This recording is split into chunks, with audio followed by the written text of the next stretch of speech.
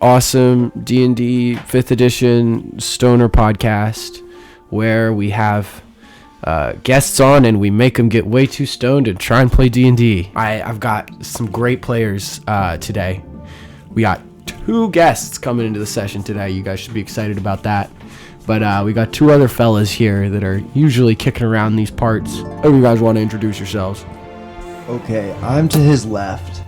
Tom and Jerry. And I'm to his left, and I'm Anchorage. And I'm to neither of them's left, and I'm Spike. Spike. And I'm to the front of everybody. I'm Doc. If you all remember from the last episode, they got some shit to clean up. Some stuff went down last episode. Crazy stuff. Crazy stuff. Dogs eating people kind of stuff. Dogs eating people kind of stuff. One of you want to give a recap? So we went to go save Goth.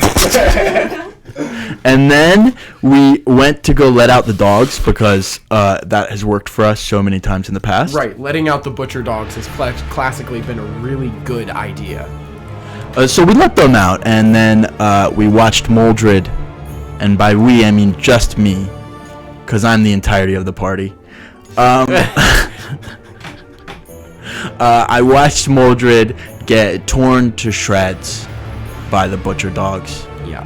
And as his limbs would regrow from his magical powers, the butcher dogs would just take another bite. And so at the end, we had some really fat and happy butcher dogs and a very dead Maurice. Moldred. Man, you're so lucky I weakened him for you. Yeah, thank God. You guys clashed against Moldred and his unmade army.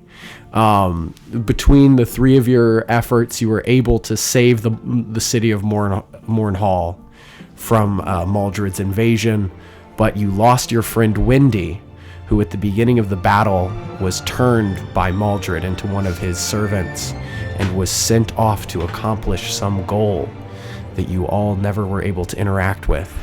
After defeating the turned all-seer, Eris had a vision of death, going around to the various corpses and trying to collect the souls of the unmade and being unable to. Shortly after growling at him in his polar bear form, Eris was confronted by death, and the 2 of them left to go deal with the unmade who escaped the battle and just clean up this little area. And Tommen, when he grabbed the book, he fucked up his arm pretty bad and kind of combined it with his armor. So he's got a weird metal arm now that he doesn't really know how that functions.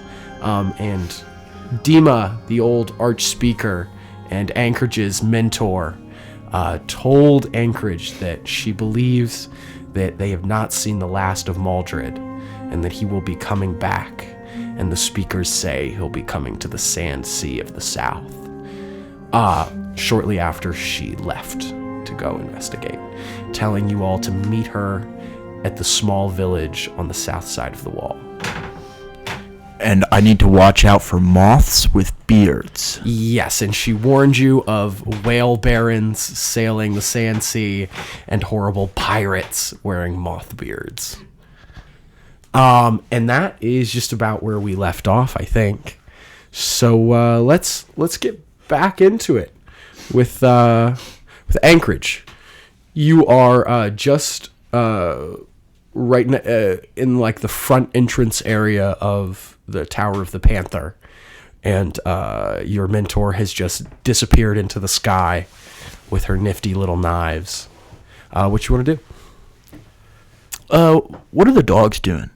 You don't see them right now. They haven't started coming up the stairs yet. They are still probably occupied with the bag that Dima brought when she arrived. Well, I think that I want to go look for Tommen, but I also want to let somebody know before I leave the building, just that there are some dogs that might be loose. Yeah. Yeah, and so now I just want to go look for Tommen. Okay. It's quite easy to find him. You just follow the chants from the Black Guard of Metal Man, and then you see him raised up on the shoulders of Barney and Barney, covered in blood, and something horribly wrong with his arm. Oh my god. Laughing like fucking Dr. Eggman, just living it up. You see the guard captain Mattis walking beside him, even more drenched in blood than Tommond. Tommond, you made it!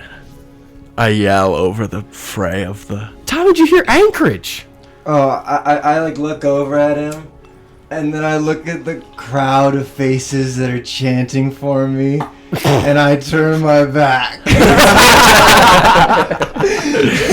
That's a fair cop. That's fair. Then I remember Sebastian. I go, hey, let me down. And then I'm gonna run over him. I don't think you know what happened to Sebastian. Oh. I think you were engaged otherwise. You're just waiting on him to finish celebrating. Yeah. It's probably going to be like at least another 10 minutes. Oh gosh. Yeah, no, because actually I do remember that I'm bleeding out, so I'm gonna Yeah. get down and I'm gonna go look for someone to heal me. I go with. Okay, Oh, yeah. hey, Anchorage. Hey, Thanks a Tommond. lot. And then I'm gonna keep walking, look for healer. Okay, Mattis, he runs up and kind of catches up with you guys. Anchorage, glad to see you made it through the battle. It's a little touch and go there for a minute, but I think things turned out quite well. Did you manage to find Goth? You know what? I'm not exactly sure where we landed on Goth. I think he made it to the Panther Tower. And Hoth was with him, so it's a pretty sure shot. Yes, Hoth is quite the warrior. Great, I'm gonna go look for them. Before the king does anything else stupid. If you all are looking for a place to patch up your wounds, the archpriest in the Tower of the Gods is quite the adept healer. Hopefully she was able to make it through the battle. You've been in there once or twice before. Grand Priest Cathadris. Oh yeah, we Kathy, met that lady. Of course. Yeah, when Tommen was... Well, you don't really know the story of my life, so I'm just gonna go now. Oh, okay. Yeah, but thank you. Okay, cool. Okay, Cool. Tommen, We'll catch up later. the lady in the Tower of the Gods, I know. she's a healer. We can go there. I also heard that information. Oh, because you were standing right. Because I was standing right next to you, Anchorage. Yeah, yeah. Okay, let's go. Okay. Mattis is sent off towards the Tower of the Panther, and you guys head to the Tower of the Gods, which is actually where you left Goth. Oh wow, we get to deal with What's God. he doing here? You head over towards the Tower of the Gods, and you see out front, you see Sebastian and Hulth. Hulth and his eagle are set about Sebastian, and Hulth looks like he's trying to splint Sebastian's wing, pulling out bandages and little brace sticks from a side pouch on the eagle's saddle. And he goes, "Oh, you guys made it back. I guess this means you did it, huh? You beat Maldred. Woo! That's pretty cool." Look, all I'm gonna say is, I canned him. I fed him to some dogs. That's tough way to go. You missed a sick fight over here, though. Eris, that guy, turned into a polar bear and was all going crazy savage bear mode on Allseer, just ripping him to pieces. Then Allseer picks up the bear and starts flying up, and then the bear just bites its neck off. It was quite the battle. Holy! I'm sorry that I missed that. Oh, but I think Eris is dead. Yep. Hoff. Yes. How? I disappeared in a puff of shadowy black death smoke. It was like toast. That looked rough. Wait, so like a spell in the battle? No, the battle was over. Eris was over there talking to himself, and then poof. Eris has done this at least 3 times before. I'm not that worried. Yeah, this is good. This is good. I was worried about Bear. That's cool. Goth is in there. He's still tantruming. Nobody can find his mother. Nowhere to be found? Nowhere to be found. The current sheriff of Mornhall is searching for her. Alright, Tommy, you want to do rock, paper, scissors? Hold on, Sebastian. What happened, my beautiful bird? My wing was grabbed by giant fingers. Oh. Horrible. We need to get me to a healer right now. This poor man does not know how vultures' wings work. Come with us. We're looking for a healer as well. Can you walk? Yes, my wing is broken. I do not use those to walk, Tomand. Okay, I wasn't sure. I was just Sorry. trying to make sure you are comfortable. I'm just a little annoyed. Friends. Okay, well, where were you during that fight? I'm just saying. Where were you during that fight? I was over here getting my wing broken. I didn't break any bones. Look at my arm. Does this Oh yeah, that looks real good. that looks real healthy. No infections going on there for sure. It doesn't even hurt that bad. You guys hobble your way into the Tower of the Gods. You see a few of the Black Guard have already made their way in here and are seeking treatment from Kathy, or Grand Priest Cathadris. She sees all of you come in, and she gestures you over. She's doing some sort of ritual that just as soon as you step into the area around her, you feel your hit points starting to regenerate, your wounds closing. Oh, that's so nice. Goth is also in here, not with the rest of the Black Guard and Kathy getting healed since he didn't really sustain many wounds during the fight, just some slight scrapes and bruises. He is sitting over near the far wall, over by the large painting of all the gods, with a few of the Black Guard gathered around him. But his mother is nowhere to be seen. Do you want to talk to him? Hey, Goth. Oh, God. What? Where's your mama? I don't know. She disappeared during the demonstration. I haven't seen her since. I'm worried. Yeah, I would be too. Yeah, not seeing your mom for that long? Well, at this age? But I've sent the sheriff out to locate her. He should be back any minute. And he'll have found her, I'm sure of it. Who's this sheriff? Just one of my lackeys. Sure you've met him already? I only make a habit of meeting warriors of renown. No one who would take on the title lackey.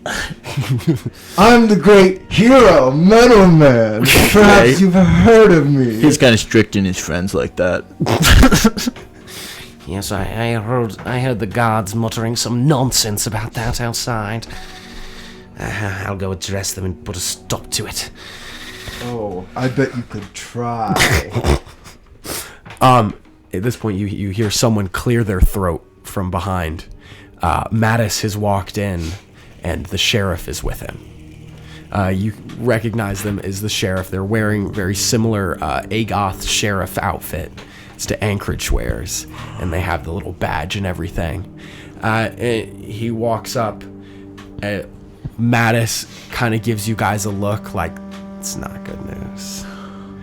The sheriff walks towards Goth timidly, and he clears his throat again, trying to speak.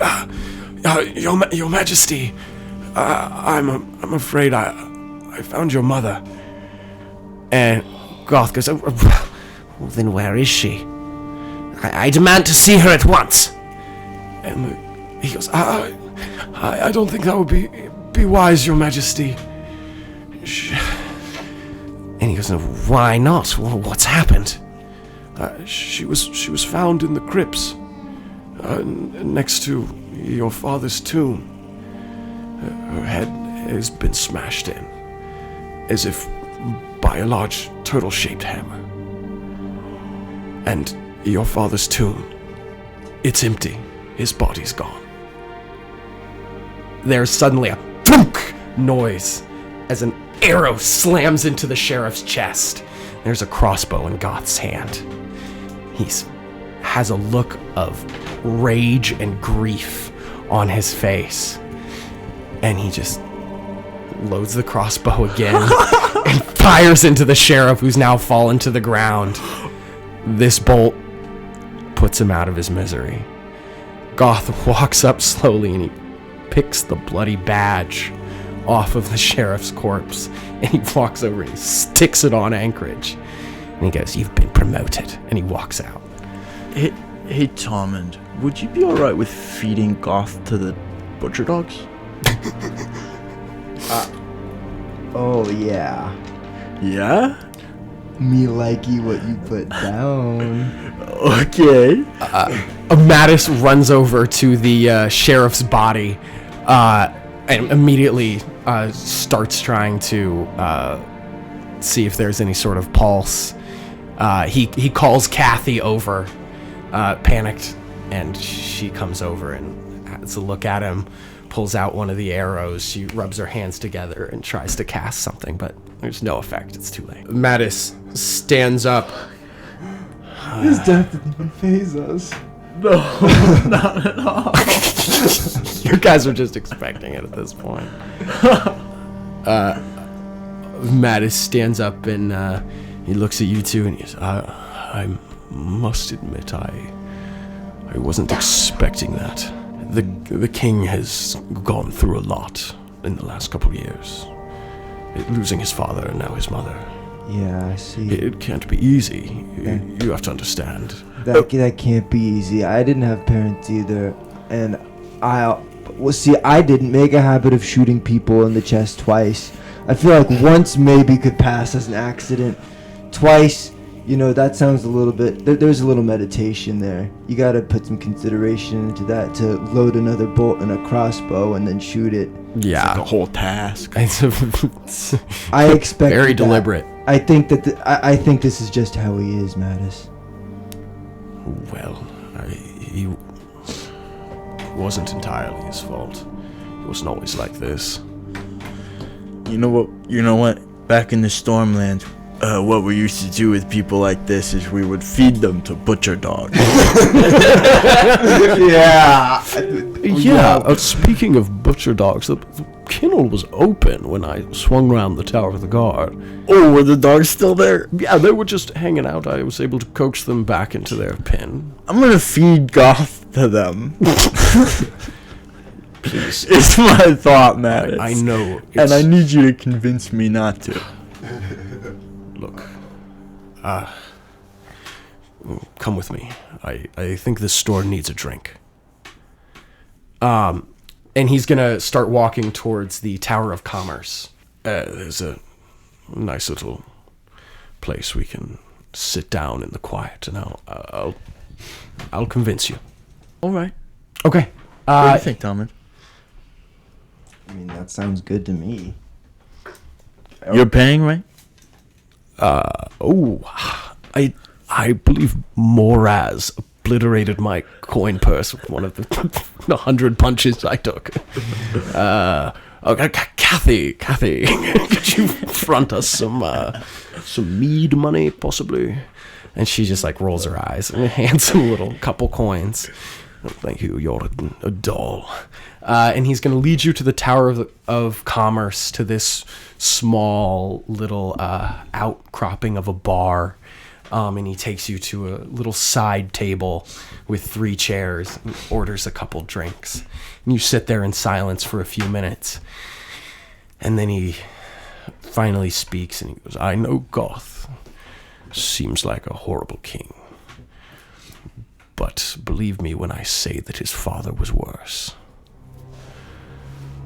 Balzac was a very charismatic leader.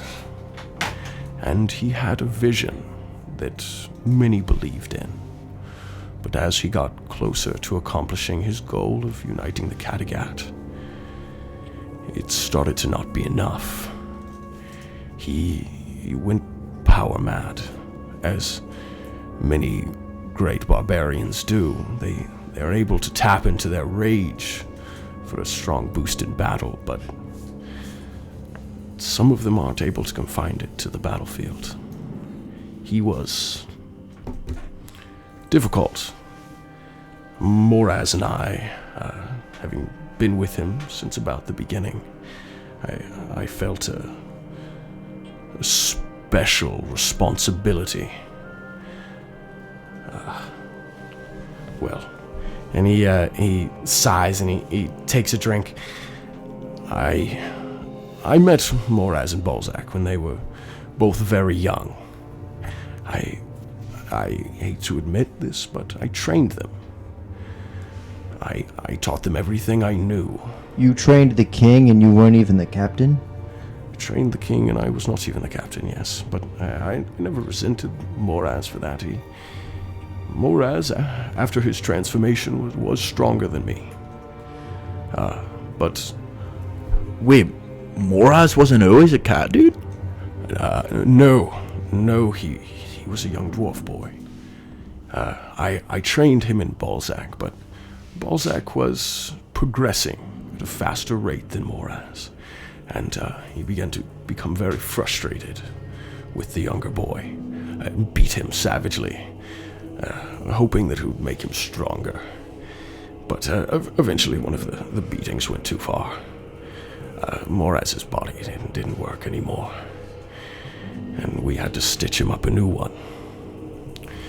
He channeled some dark magic and Kathy's ability to heal, and we changed him.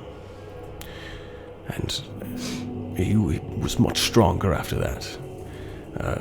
Balzac never beat him after that point, but it was around the time he met his wife, and channeled that in her direction. And then he really started conquering. His power grew out of control, surpassed even mine, and it was off. The growth of the kingdom was exponential. There was no stopping him. And then their child was born. Goth, right? It complicated things. Yes, Goth. After the boy began to grow up, he was sweet,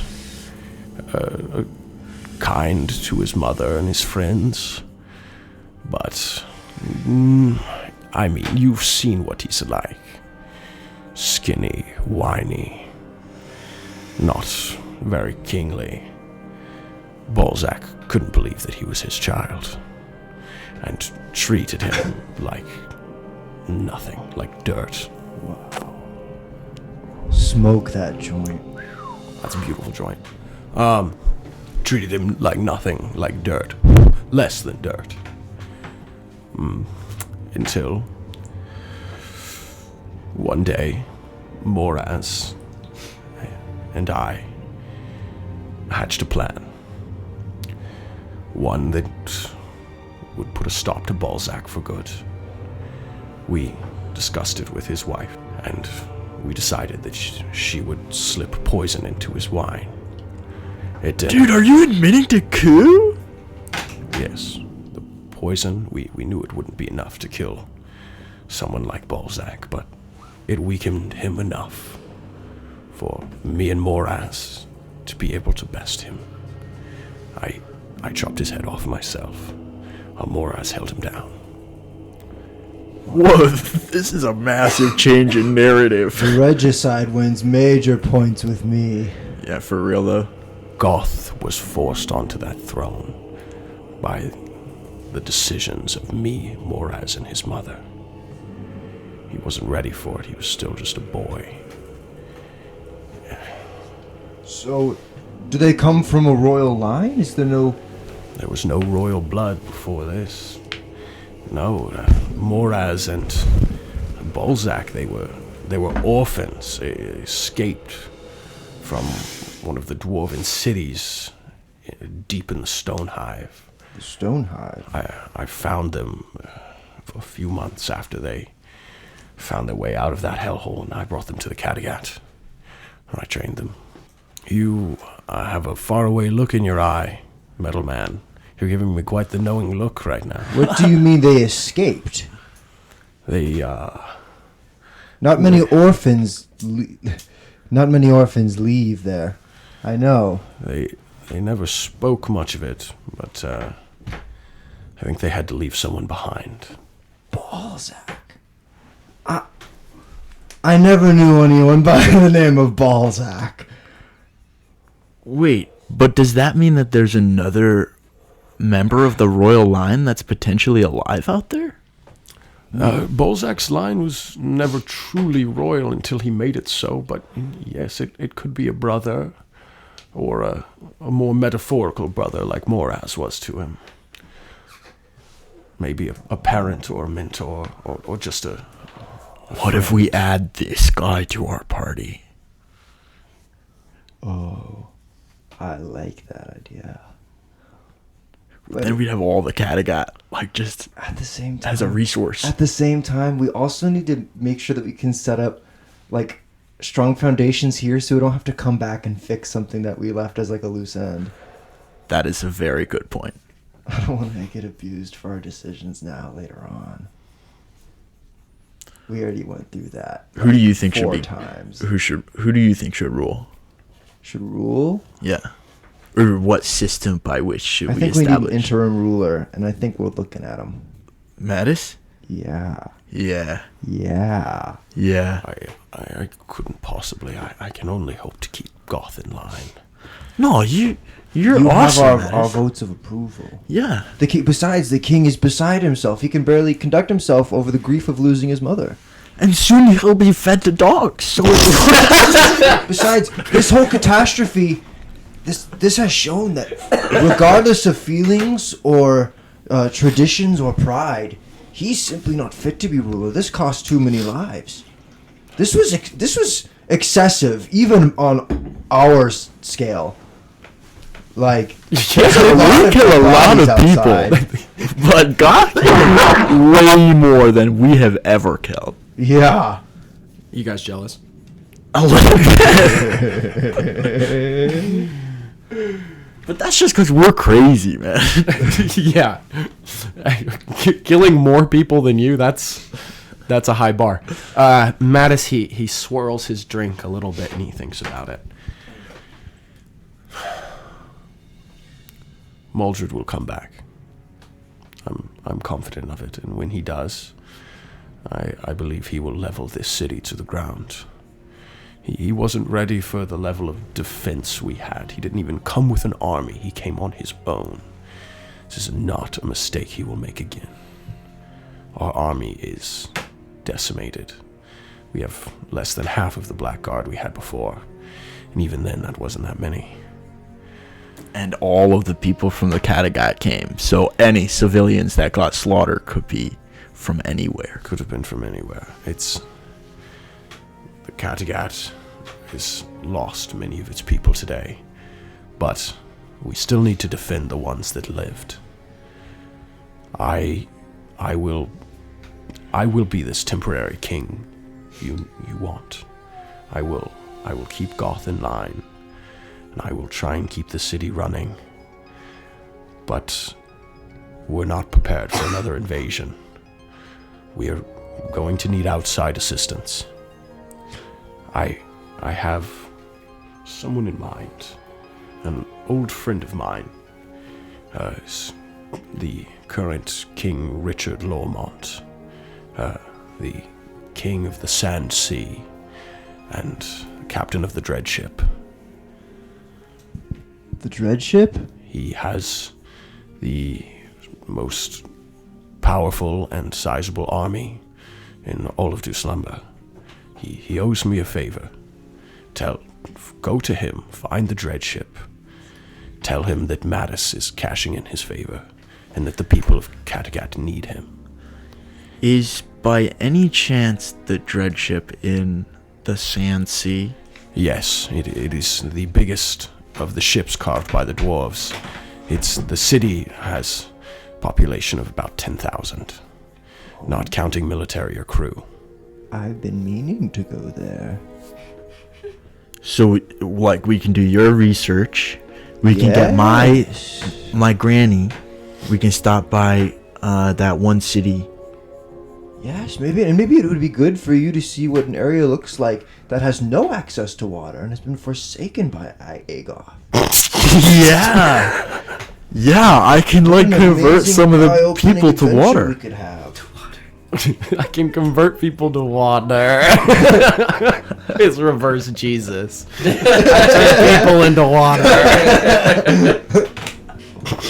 That's terrifying. I have Anchorage. I have an idea. We bring Goth. What is a better? We can mold him into a powerful king. Yes. Like clay to our sculptor. Yes. Because think about it. His father was powerful.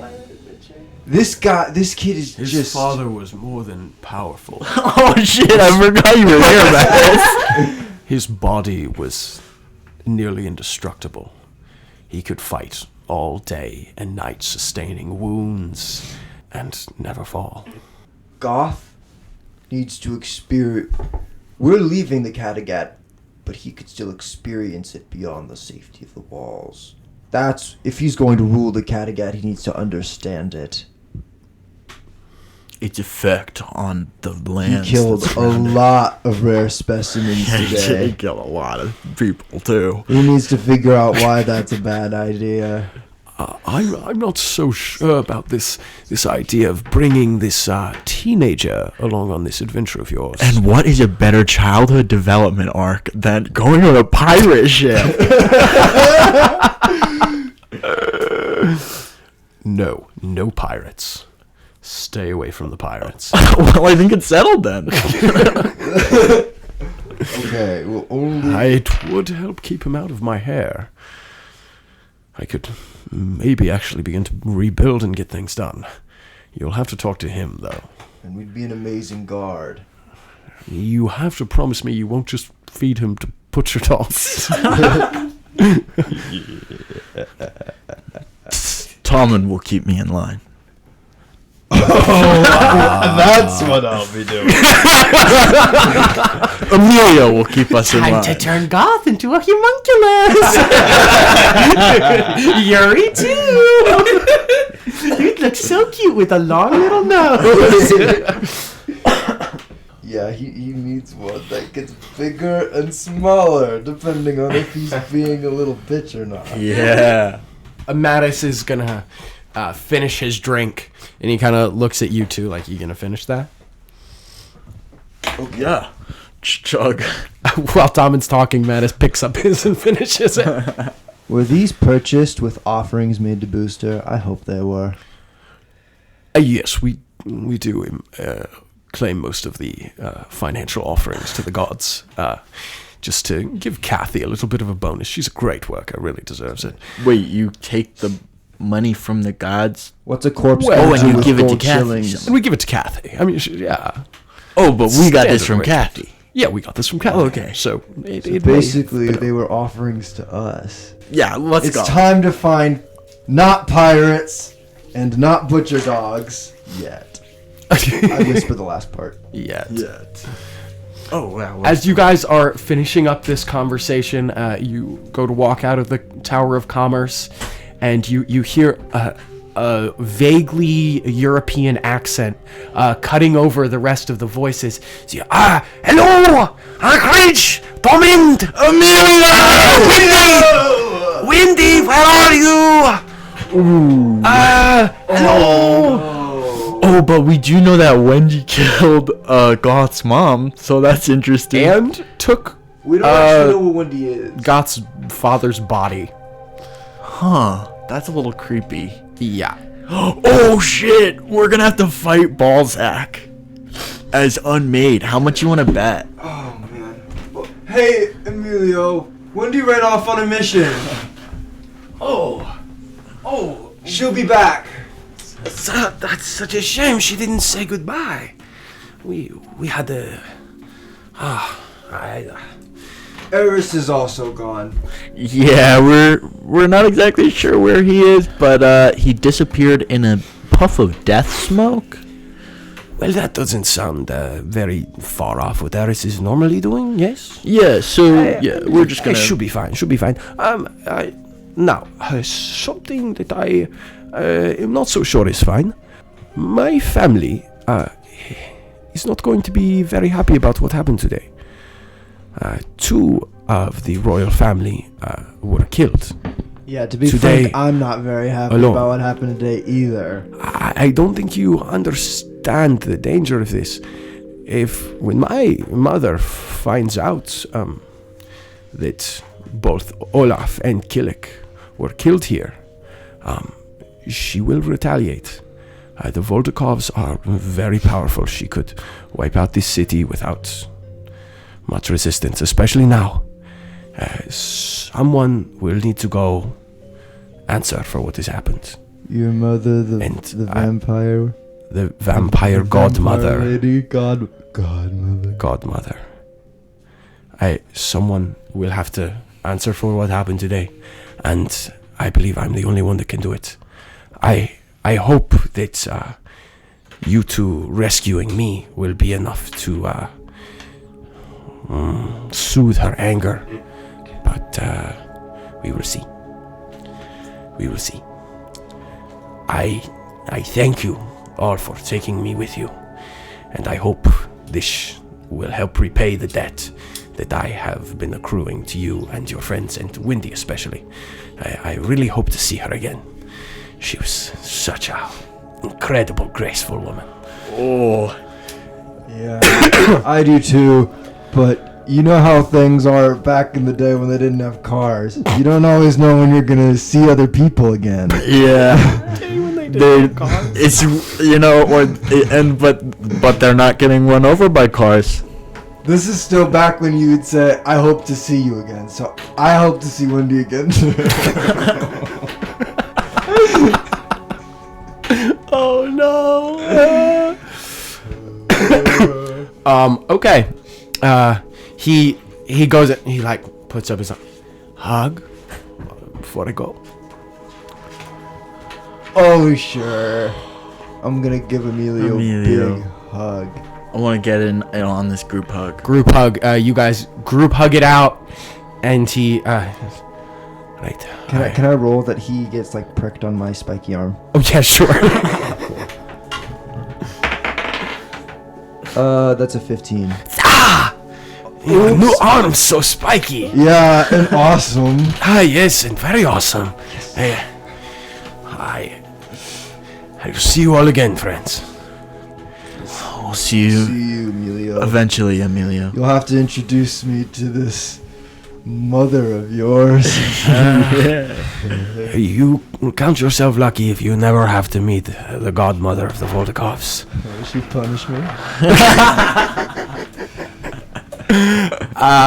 And Emilio, he sets off. You see, he's already got a bag packed.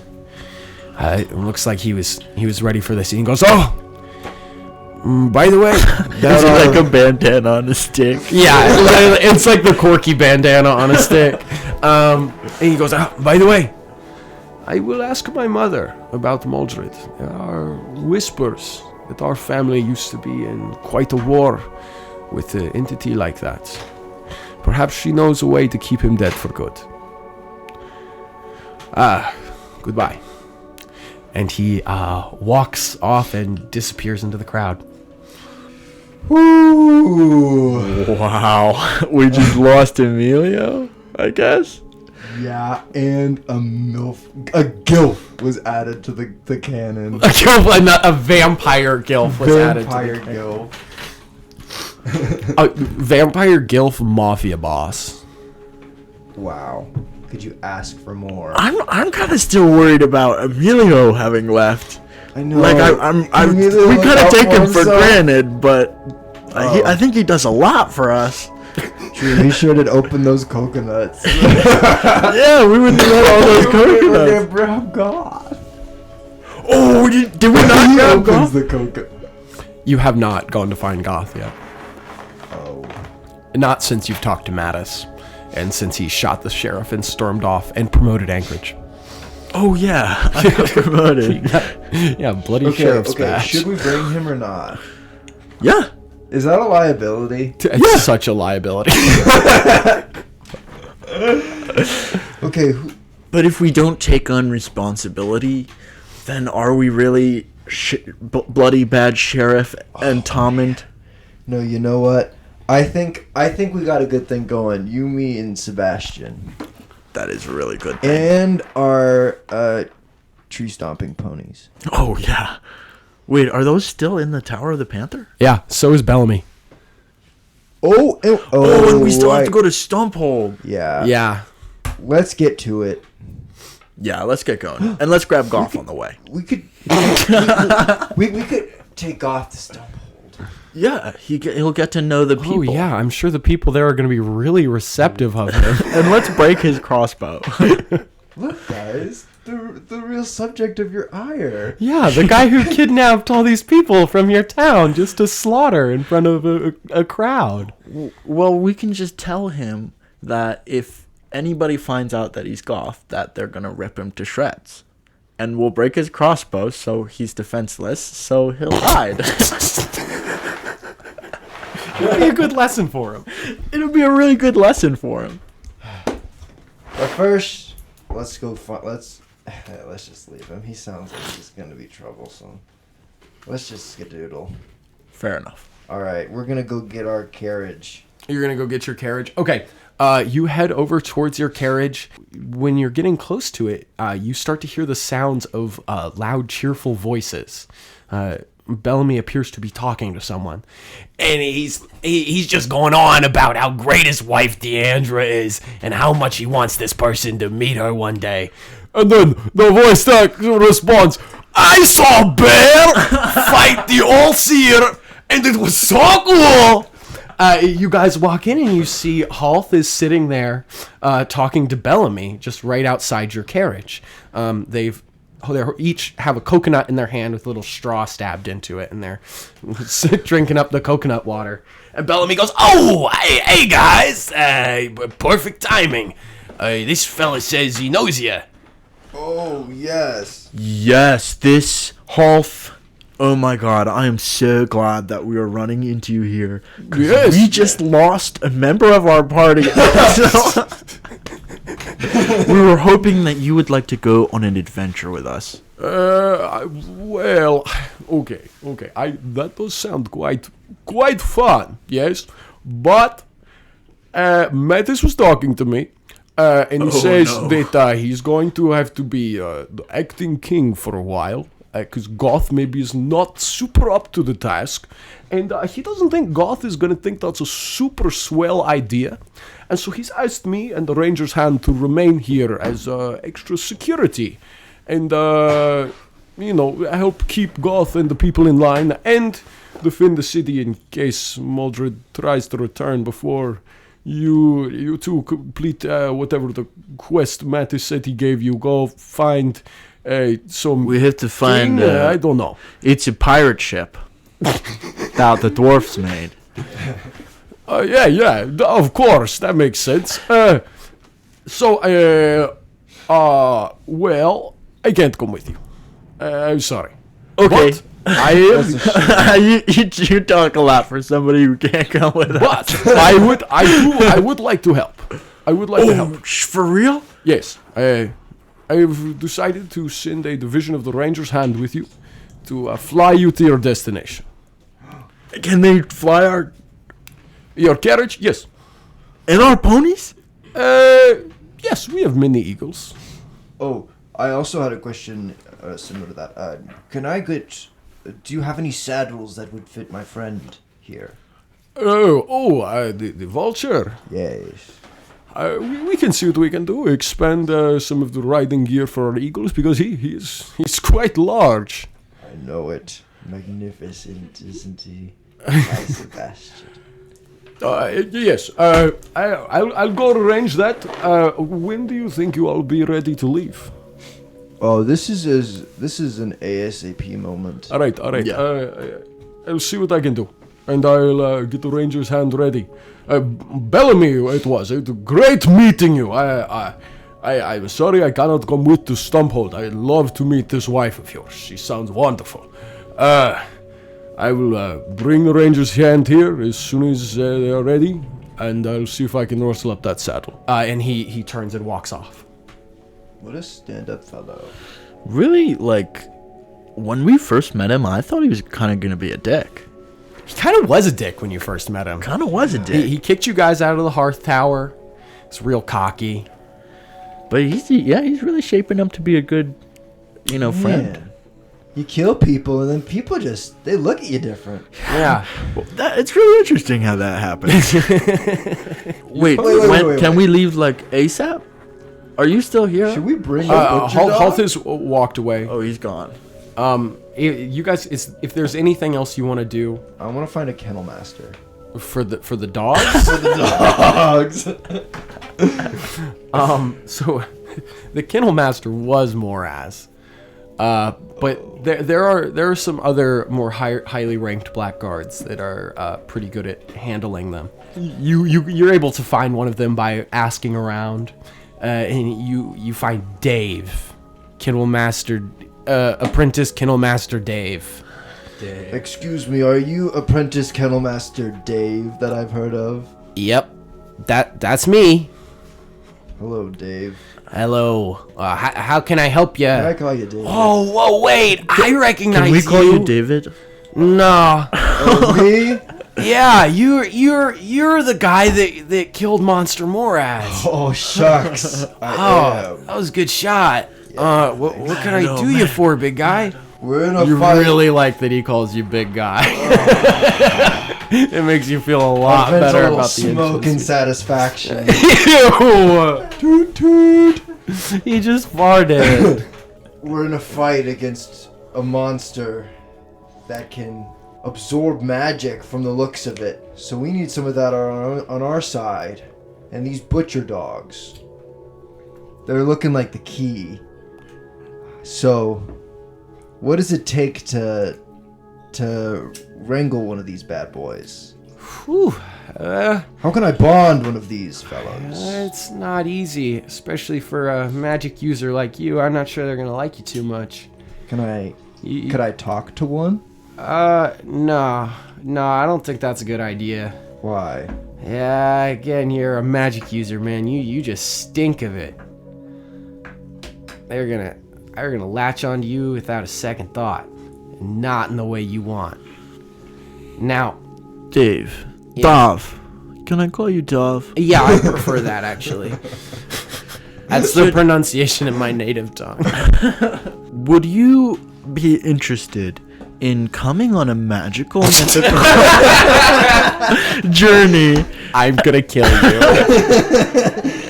Whoa, we could use your animal handling skills with the butcher dogs. Oh, no, I don't know. Which we're taking some. I I need to talk to one. I don't know. That doesn't seem like a super great idea, guys. But okay, but you know what? I'll workshop this butcher dog idea you've got going here, and I'll see how it can be more applicable. Maybe if some of them die, we'll skin them and see if we can make you some armor. How about that? That sounds. Why does every amazing. idea you guys have to do with killing magical creatures? That is a good point. I said if some of them die, I'm not gonna kill my puppies. But they're scrappers. They often do maul each other to death. So to clarify, you keep them in too small of a cage, so they have to attack each other. Yeah, and we you don't keep feed them enough all and in so one they cage die that's really too rapidly. small. Yeah, Yep. okay. Uh-huh. So you don't even you don't even know what happened if we took one out and we loved him and we let him roam free and we fed him magical items. I would Give be him a lying home. if I said you were the first to try. We do have a special sort of advantage over most traditional methods of animal handling. You are not gonna smoke out a butcher dog. You guys. All right. I'll let you. I'll bring one out here. Oh yeah. Okay. You guys can. You guys do what you can. But you know what? If he gets jumpy, I'm taking him back down to the cage. All right. I don't want to risk one of you guys getting hurt. All right. He disappears for a couple minutes and then he comes back up, holding a long chain collared to one of these massive butcher dogs. The creature comes snarling and barking up the stairs as Dav is digging his heels into the ground, trying to keep the creature from just sprinting at Tomment. Let it loose, Tommen. Hello, butcher dog. Yeah. He's just a little chumpy. He'll calm down in a minute. Hold on. Can I talk with him? I have talk with animals. He is not technically an animal. He's not a beast. He's a monstrosity. What if I talk with an accent? Hello, butcher dog. Hello, butcher dog. I think he's. I don't speak Spanish. I know a little goblin. Where is he?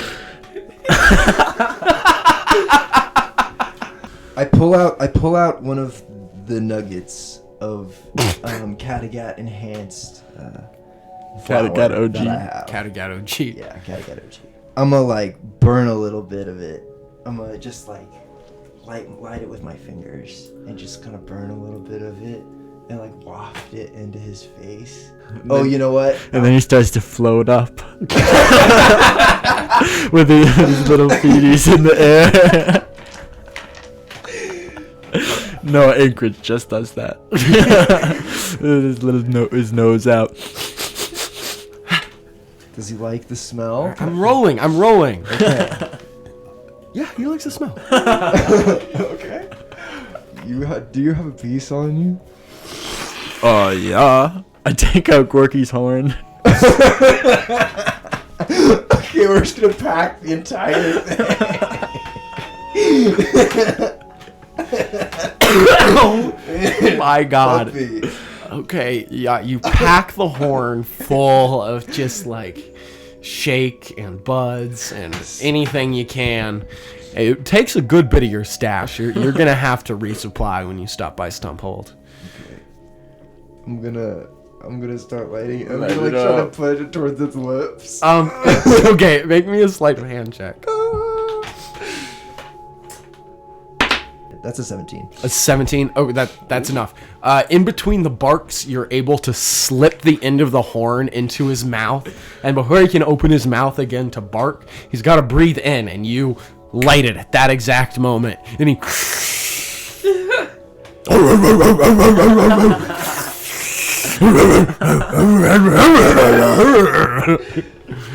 And he does something you've never seen a butcher dog do before, and he sits down contentedly on his back legs and starts wagging his tail and just sits there chuffing on the horn. Could I roll for animal handling? Sure. We need a snack, a treat that we can give it. Munchies. Yeah, where's the little goblin? Oh shit! Where is the little goblin? Are there? Oh no, there's no more magical creatures. 17. The 17? Yes. Okay.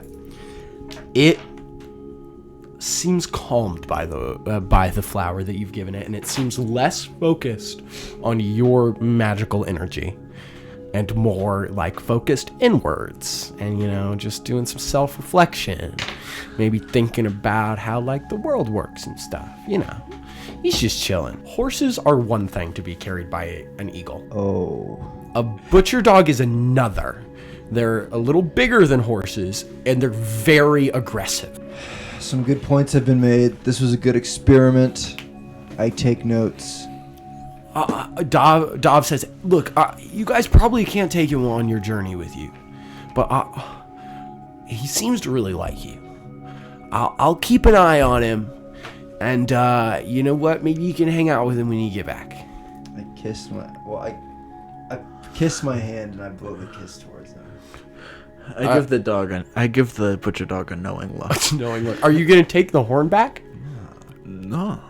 No. All right. You leave him sitting there smoking the horn, really enjoying himself. Okay. Yeah.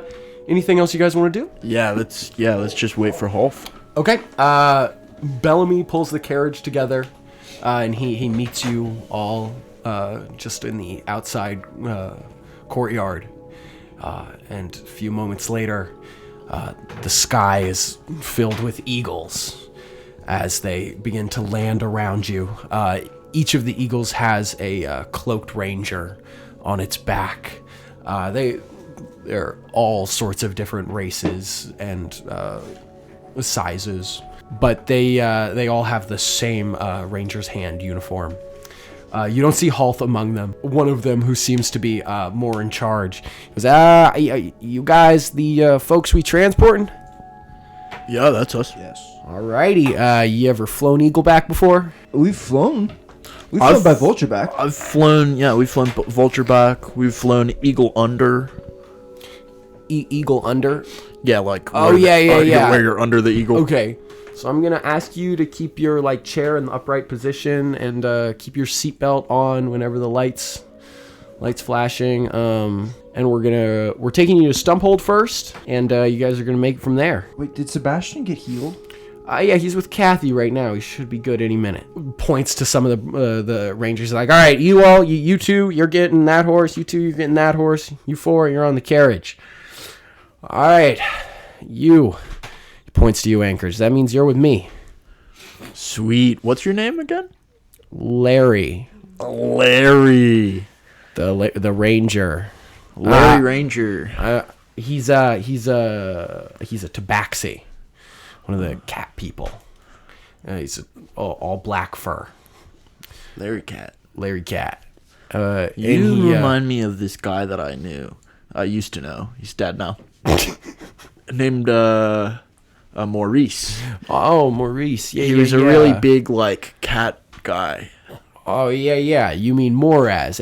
I get mistaken for him a lot. It's a nice ego boost. He's a pretty cool, scary guy, or was. Oh yeah, it was. Yeah, I guess I'm not going to get mistaken for him anymore.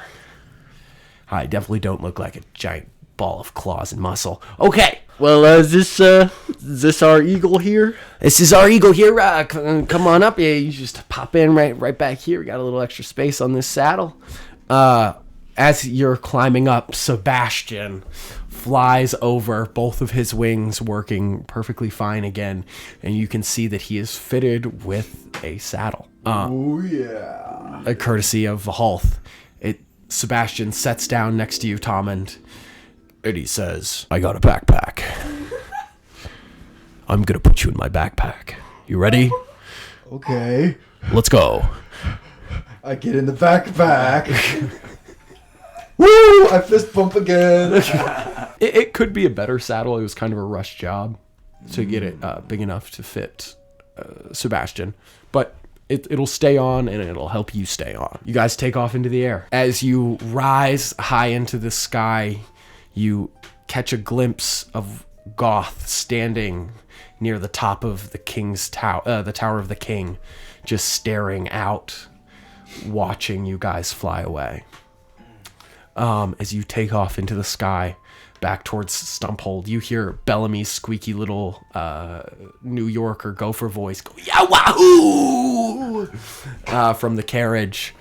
As you guys sail through the sky, you're flying for quite a few hours. Stumphold's not close, even by Eagleback. It was like a week's long carriage ride. Maybe like 2 days by Eagle flight. Reset in 2 days, a week. I look at Sebastian, I go, I'll show you how the gods make clouds, and then I jettison the rest of the smoke in my suit, and we get baked. Yeah, Sebastian keeps looping back around in the cloud she made. Yeah, maybe it takes 3 days. With Tommen and Sebastian. These eagles, we gotta get some of these. They're very useful. The eagles fly for about 2.5 days, and then they eventually set you down in Stumphold. The town is very quiet. The last time you were here, it was quite a tragedy, and you can't help but remembering how the town was before that happened. Bustling, full of little beast folk going around trading their wares. Nobody's out in the street now. There is, however, the sound of music and a glowing warmth of light coming from the hill inn. Bellamy immediately hops off the carriage as it's set down, and he runs over to Bellamy's treasure trove. Deandra! And he rushes into the shop, leaving all of you out in the street. Gotcha. Yeah, I'm free stuff. Free stuff! All right, the two of you run after Bellamy. You enter into the shop to see him being hugged by Deandra as she spins him around in a little circle. And she goes, "Oh, thank you so much for bringing my Bellamy back to me. Oh, this is so wonderful. Bellamy, darling, I may have promised them each something from the shop if they brought you back. So I'm going to go pick up the inventory." And she sets him down. He goes, "You, what? Each of them? Oh, God, my life's not worth that. Hey, Deandra. It's all right. Yeah, okay. Yeah, all right, fine. Flower staff. Yeah, Deandra brings out the little pile of magical items. Yeah. I believe one of these, two of these, should be to your liking. You each take one. The giant tree staff that Eris wanted is still among them. In addition to that, there is a leathery black cloak, a small feather-shaped token, a paper folding boat, a wand carved with runes of war, a giant backpack filled with all sorts of pockets, pair of boots with little wings on the sides, and a axe that looks like it's about a one-handed axe. Looks for perfectly chopping at knees of larger creatures. What's this cloak do? Oh, well, Bellamy immediately goes into salesman mode. Hey, that's the cloak of the bat right there. That'll do quite a few things for you. It'll let you transform yourself into a bat if you'd like it. It can also help you fly short distances, glide, if you will. And when you're not using it for that, it just looks like a regular black cloak. That's pretty intense. Me likey. What's this wand of war? Hey, that's an old wand that belonged to a war mage I know. Hey, he recently cashed it in, decided to sell it and retire. Oh. I don't know its full capabilities, but damn, it's seen battle. What is a war mage? A war mage, that's one of them soldiers that goes into the field of magic, but remains on the battlefield instead of going into the scholarly arts or any of the college teachings. That is badass. Yeah.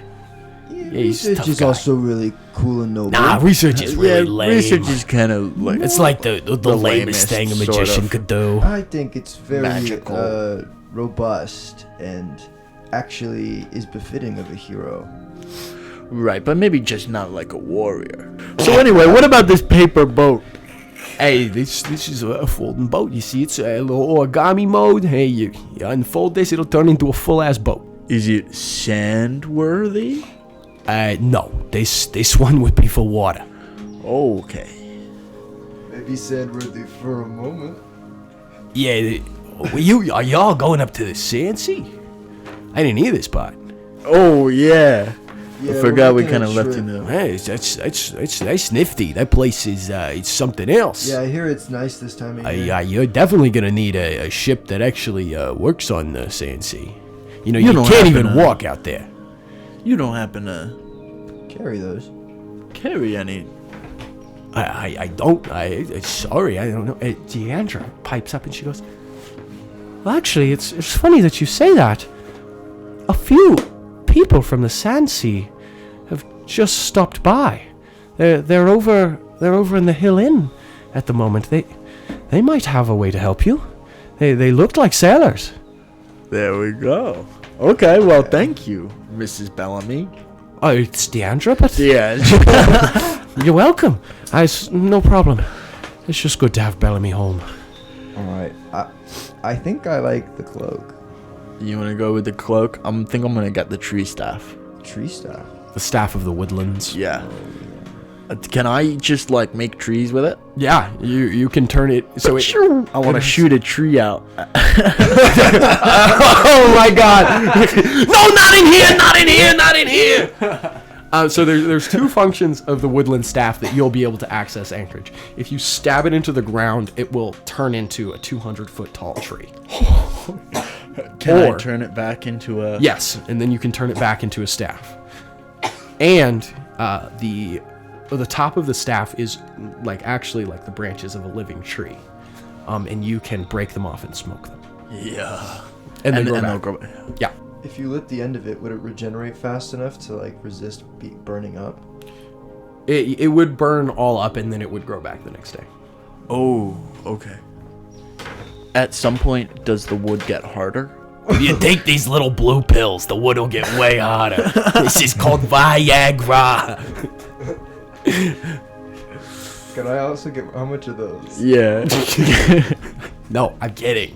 No medieval Viagra. Oh. Although I guess those are just good berries. I put on the cape and I look dashing. You do look dashing, Tom, and it complements your armor quite well. Oh, man, Tom, and you look like somebody just dashed all over you. Yeah, I do. So while wearing this, Tommen, you have a glide speed of 40, and you can fly very short distances. Wow, I'm gonna run outside to Sebastian. Look, we're matching. And you can also turn into a bat once a day. Can Amelia do that? No. No, Amelia can't do anything. Emilio lacks many of the cool vampire powers, but possesses all of their weaknesses. Oh, I'm just getting ready to meet that G-Ma. She's gonna love this.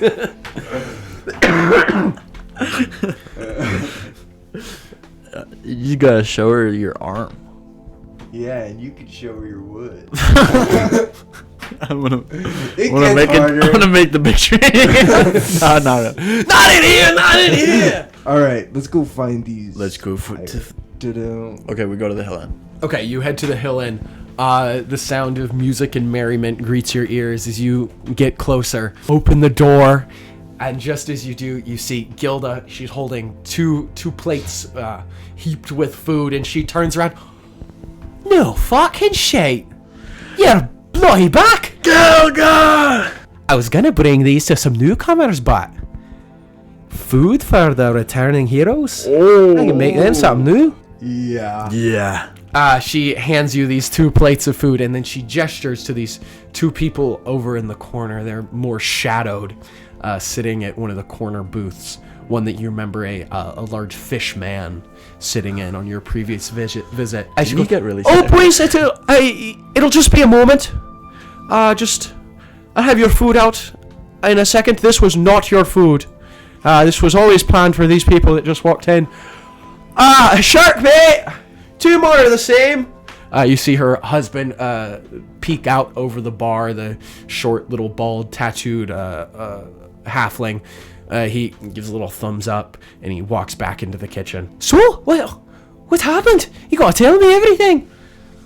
We tell her everything. Yeah. Yeah, you fill in Gilda. Good gravy! That's quite the tale. You've certainly earned yourself 3 rooms for the night if you need somewhere to stay.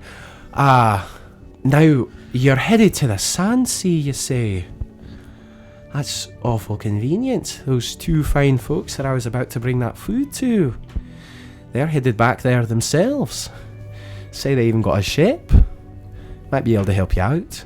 That would help us out. I can introduce you if you'd like. Yeah. What's their names before we? I believe the one over there, the more feminine looking one, is Spike. And the other one introduced himself just as Doc. Spike and Doc. Okay. Wait, dude, should we get up? I mean, we just got our food, and they don't have their food. So maybe you should go to that. Considering it was initially meant to be their food, I would suggest sitting here. Oh and my finishing god, up this was meant to be their food? You picked up on that. Don't play dumb with me. I would suggest you sit here and eat it at least until Sharkbait gets them their new dishes out. So you guys wait a few minutes, and then Sharkbait comes out of the back of the kitchen carrying 2 plates. Kind of looks around for Gilda to give them to her, but then he sees that she's over sitting with you guys, and he just brings them over to Spike and Doc himself. Gilda sees that they have their food now, and he goes, "All right, is your cue? Come on." Wow, Get did you one guys just introduction? get your food? I leap out of the booth and into there. We have food on our plates too. I pick mine up and carry it, but I lean over and whisper to you, okay, I can't actually even eat this, but I was too embarrassed to say anything when I heard it wasn't meant for me. I say, your food looks a lot like my food, actually. Did you like it? I don't know. That's a good order. It all came from the same father. Yeah. All right. Anchorage and Tom, and you walk up to this table and you see 2 very imposing figures, Spike and Doc. If you guys like to describe your characters. You took the corner of a little goblin on Microsoft Paint and you just stretched it up and out, it would just get way too big. That's kind of her vibe. She's got pale green skin, bleached buzz, but it's a really bad bleach job. A lot of piercings, scars, and you just see a pirate. It's just someone you're like, oh, fuck yeah, this person, sure. Yeah, this person. Whoa, wait, are you guys pirates? But, whoa, how could you tell? Oh no, this is so embarrassing. Our cover is blown. I pull down my hat really far and I go, oh crap. So Doc is wearing like a long kind of like a lab coat, but it's like a tan lab coat with lots of pockets. He's got a pirate hat on, big eye patch with like a sun emblem on it. Some big boots, some cowboy boots with spurs. I'm like have like one leg up on the seat of the chair that we're sitting on. Yeah, that's orc as well, or half orc. Green skin. Yeah, Doc's half orc and I'm half elf. We're twins, by the way. We're twins, by the way. We're very obviously twins. Yeah. They look very similar. Just from their facial structure to their size, their body proportions, and right down to their demeanor and outfits. They are quite similar. Doc is a little bigger than his twin sister, but she's no slouch either. A very muscular form. Looks like they've both worked hard lives, seen battle, and You see assholes. That's it. Yeah. These fuckers. Big jerks. I'm so sorry if this is like an offensive question, but you guys look like you are the offspring of an orc and an elf. Is that true? Yes, that's correct. Yeah. Wow, it is so great to know you. Let me take a guess. You're a Doc. they can't see you point. Wait, asterisk points at... Points at Which one? Spike. Spike. Yeah, you point at the wrong twin. Anchorage. Do you guys react to that at all? I just Maybe. point at myself. So sorry, we just got like a brief backstory. We were asking around because we're going to the Sand Sea, so we were trying to see, and we heard that you guys were from the Sand Sea. See? That was a good joke. That was a really good one. Yeah, yeah. What's going on? Hey, so Oh, I just man. got this great staff right here. I don't know. Do you guys like puff puff? Oh, hell yeah. Oh, sweet. Before we do anything, let me finish my food that I just got. Because they had to wait longer. And I mean, that's totally fine. I'm not upset or anything, but I'm just going to eat. Or you know what?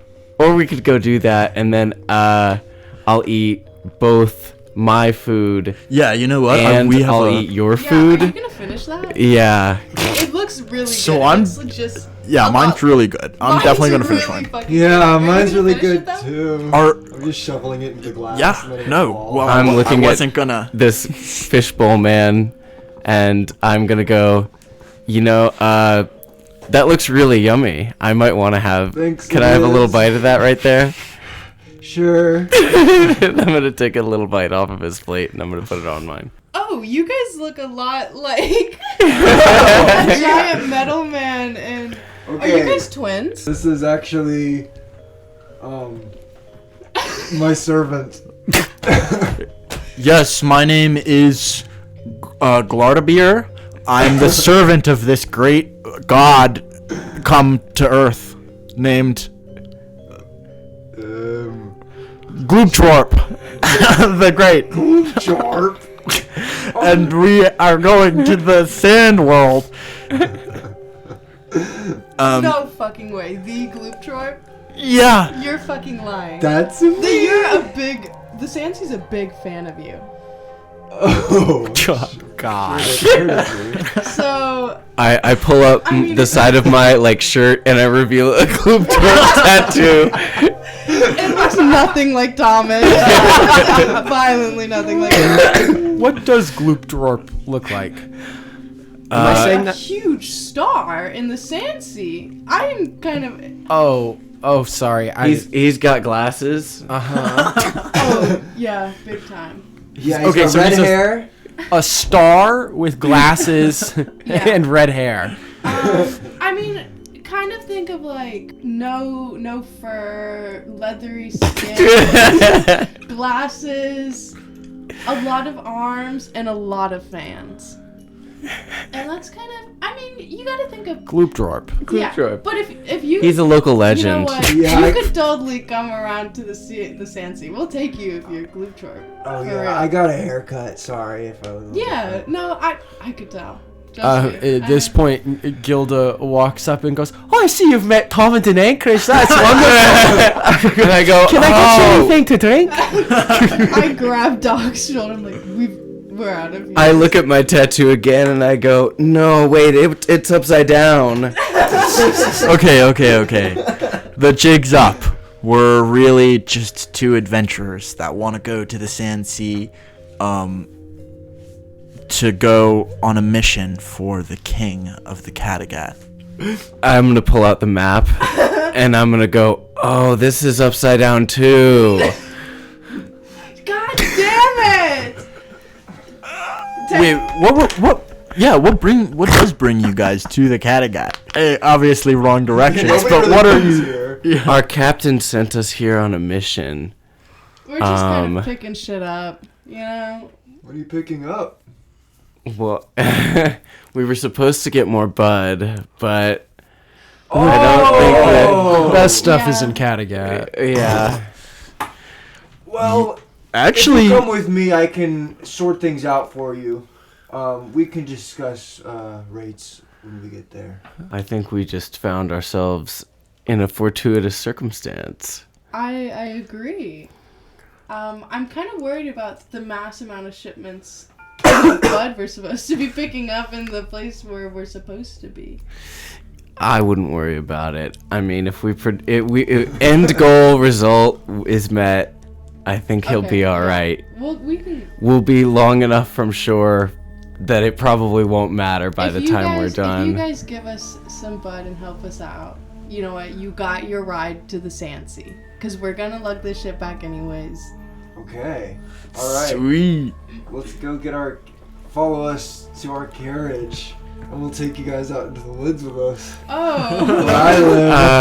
Oh. I scoot over next to Spike and I go, I think that this was an interesting idea now. My lizard and I haven't Likewise. had guests in quite some time. Oh shit! I forgot about the lizard.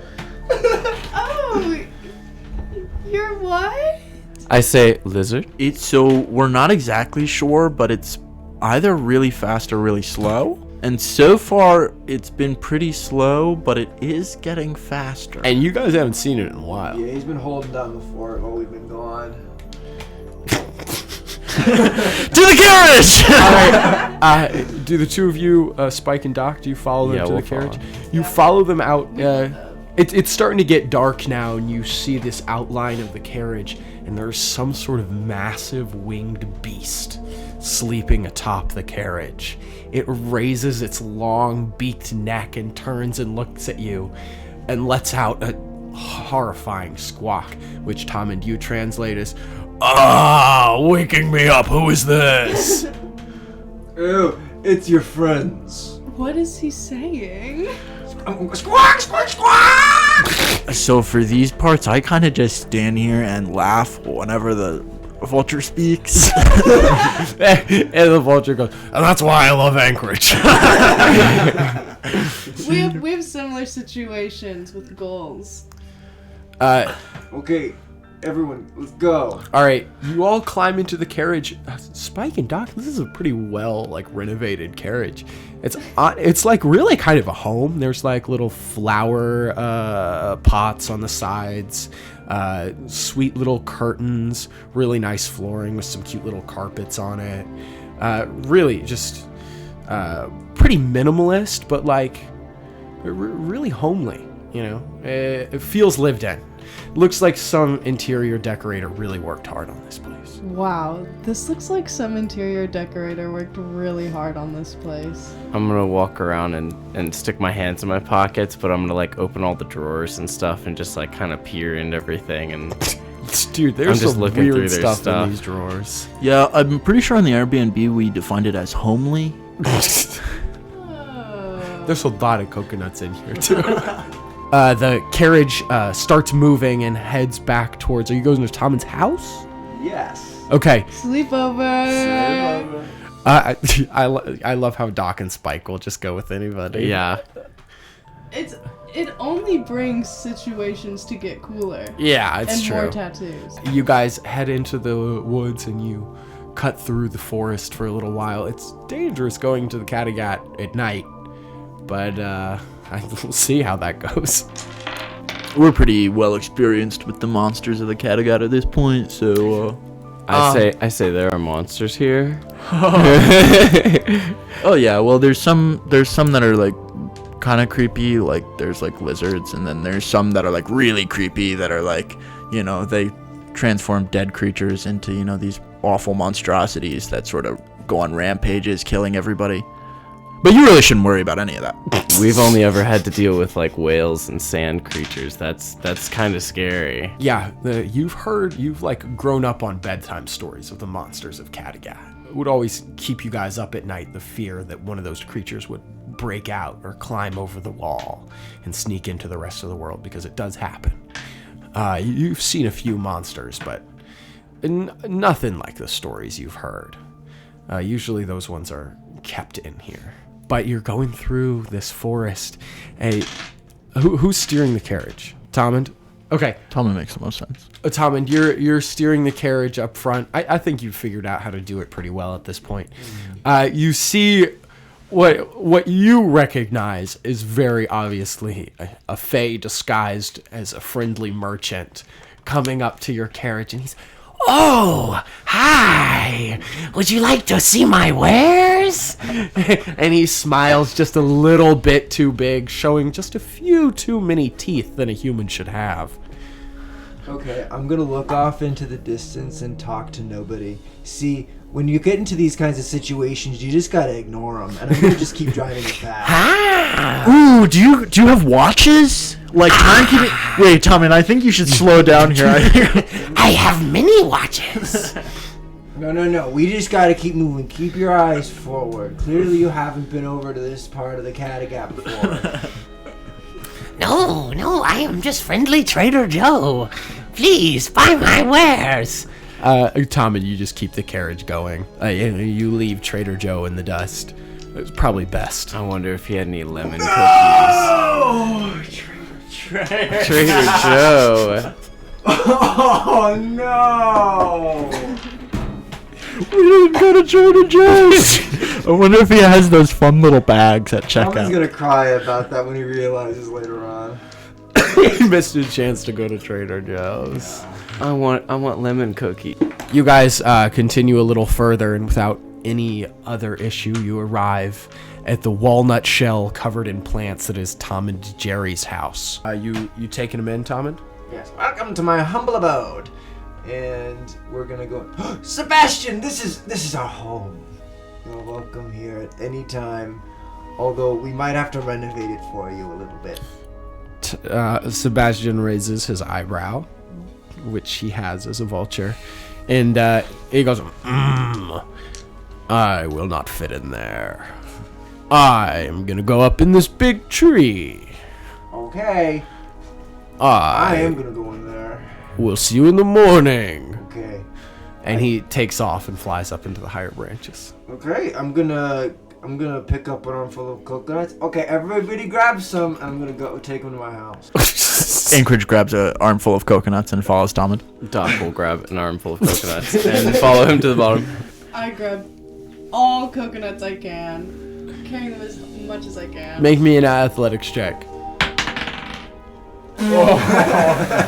I rolled a 2. Okay, you don't get that many coconuts. It's understandable. Yeah. They're You the grab hardest one in ones to each carry. hand and you're like, whew, that's good. Oh yeah, that's good. They're pretty heavy. Yeah, you know. You follow them into this little walnut-shaped house, and Tom and Jerry, would you like to describe it for him? Yeah, I get up there and I fumble with the door a little bit, but then I like pull a key out of one of my fingers. I'm like, hee hee, and I unlock the door, and then I walk in and I just dump the coconuts on the ground. Tom, and you open the door, and like out of the corner of your eye, you see this like blur of like a yellow flash, and you hear this like zoom noise.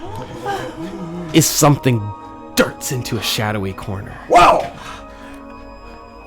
Okay. I'm gonna push the door open the rest of the way. Wait, what if it gets out? I Guys, go. get it quickly! And I'm like, I usher say- him in and close the door behind him. I say, what's going on? Is there? Okay. So my this is like a large space. Whoa! Another flash, and it moves to a different corner. Anchorage runs off. He wants to catch the flash. Anchorage, you run towards it, and as you get closer, you can sort of make it out. This strange, spiny yellow lizard covered in purple spots. You see it for a split second before it moves again. Very quickly. Too fast for your eyes to even follow. And suddenly, it's right in front of Tom and Jerry. And that's where we're going to stop the episode. Thanks for listening, guys. The lizard's back. Yes! He was getting faster. I want to release them into the world. See how fast he can go. Maybe he's like a goldfish, and Yeah, the he'll just bigger get the blind dude, the faster. faster he gets. Okay.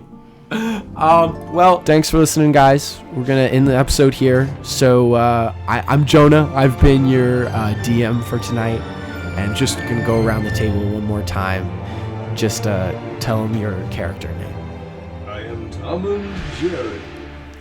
I'm Anchorage. Spike. Doc. And we'll see you guys next time with Spike and Doc again, as the party gets closer to the sand sea.